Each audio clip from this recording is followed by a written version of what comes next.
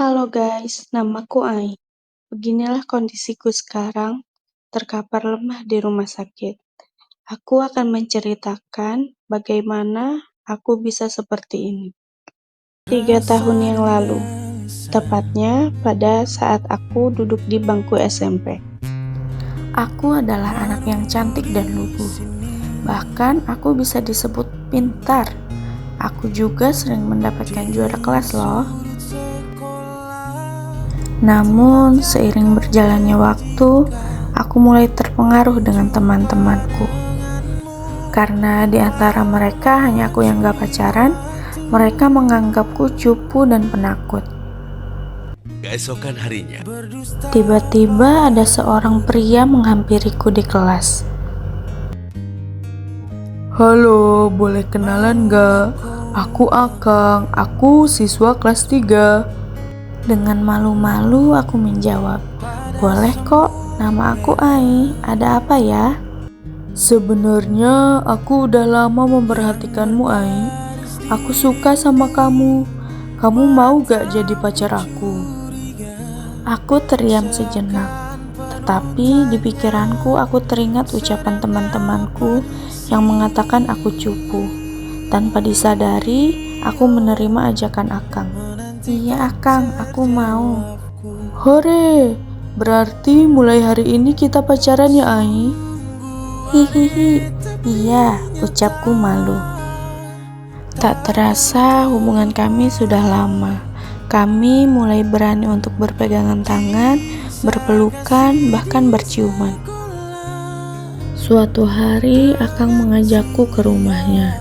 Saat itu orang tuanya tidak ada di rumah. Tiba-tiba dia mengajakku untuk melakukan hubungan seksual. Awalnya aku menolak, tetapi Akang berkata, Gimana sih kamu ini? Katanya kamu cinta dan sayang sama aku. Masa gitu aja gak mau? setelah itu terjadilah hal yang tidak diinginkan.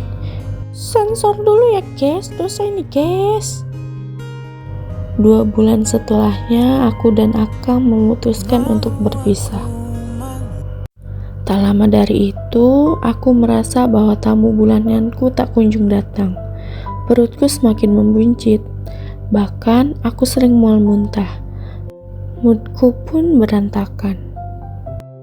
Setelah itu, aku memberanikan diri untuk tes kehamilan. Betapa terkejutnya aku didapatkan bahwa hasilnya positif. Aku bingung, bagaimana aku memberitahu orang tuaku. Aku pun sempat berpikir untuk bunuh diri dan aborsi. Semakin hari, perutku semakin membesar. Lambat laun orang tuaku pun mengetahui. Dan sesuai dugaan, orang tuaku marah dan kecewa. Hingga akhirnya aku diusir dari rumah.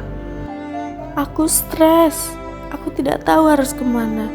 Pendidikanku hancur, dan banyak orang yang menjelekanku.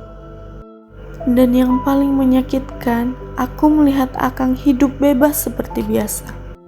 2 tahun kemudian, aku merasa berat badanku turun drastis. Adanya ruam pada kulit, demam yang tinggi, dan ternyata aku positif HIV.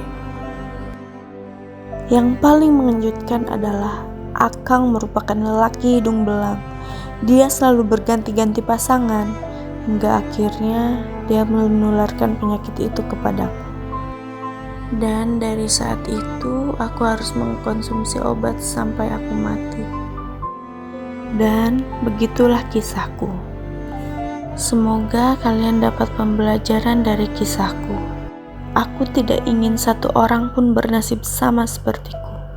Jadi, jauhilah seks bebas.